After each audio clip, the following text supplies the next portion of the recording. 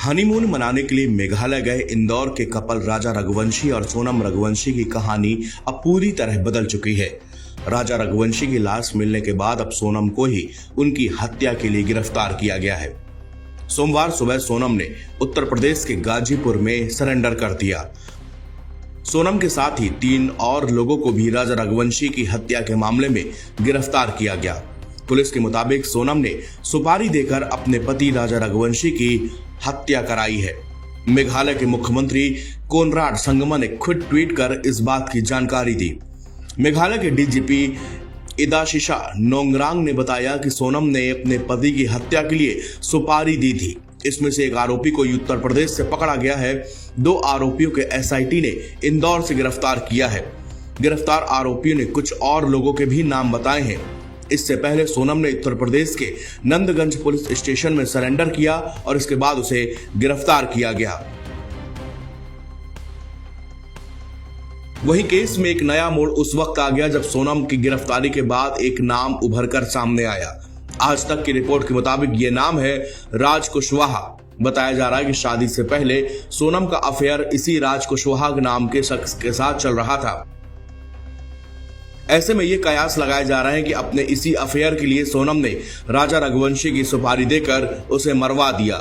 राजा रघुवंशी और सोनम की शादी पिछले महीने ही 11 मई को हुई थी।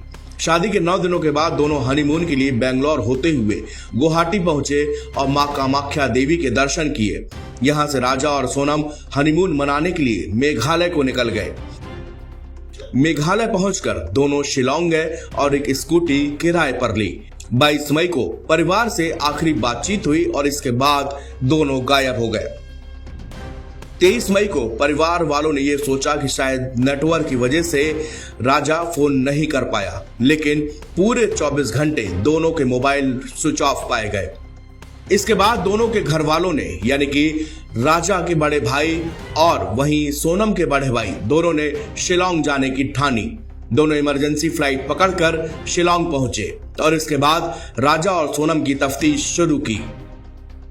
शिलांग घूमने गए इंदौर के कपल राजा रघुवंशी और सोनम रघुवंशी अचानक लापता हुए थे।